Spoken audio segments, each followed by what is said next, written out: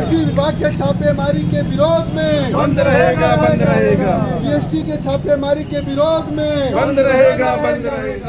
और मंडल जिंदाबाद, खड़े रहिए भाई। और मंडल जिंदाबाद। बंद रहेगा, बंद रहेगा। विभाग के छापेमारी के विरोध में बंद रहेगा, बंद रहेगा। जीएसटी के छापेमारी के विरोध में बंद रहेगा, बंद रहेगा। असर पूरा का पूरा है, 100% असर है।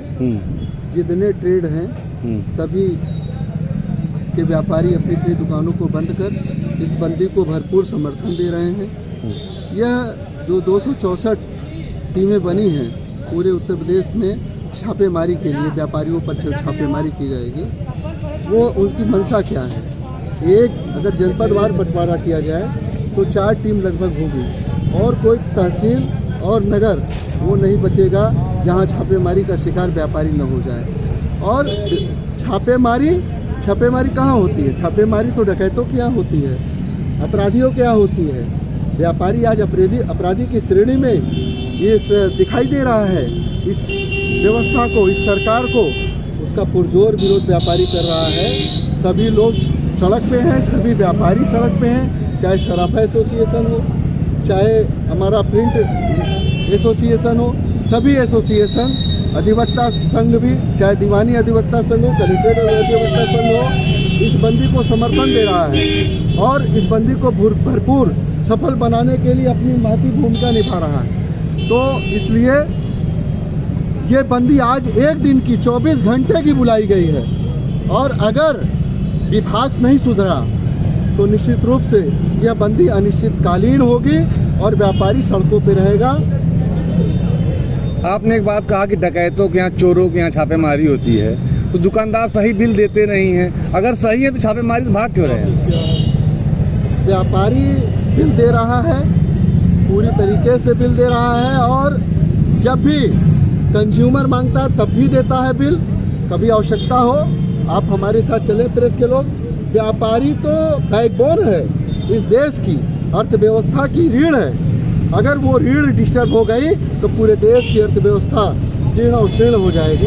तो निश्चित रूप से और व्यापारी अब लामबंद हो चुका है। जिस तरीके से शोषण हो रहा है वह जीएसटी में इतना कंफ्यूजन है ना। नहीं, आप बोले, आप बोलिए। हाँ बोलिए। तो जो अभी ये भाई ने कहा, निश्चित रूप से व्यापारी अभी भी मुनीब और वकील के भरोसे है। तो ये जो भरोसा है वह सीख नहीं पा रहा व्यापारी, अभी तक प्रशिक्षित नहीं है व्यापारी जीएसटी की।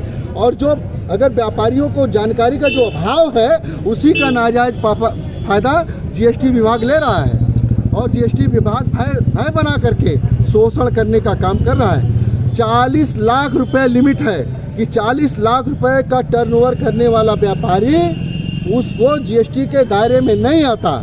लेकिन आज रोल वाले के यहाँ रोल कार्नर पे छापामारी हो जा रही है। शीशा बेचने वाला जो ग्लास गाड़ी का शीशा बेच रहा है उस व्यापारी के छापेमारी हो जा रही है। तो आप सोचें इन अधिकारियों की मंशा क्या है।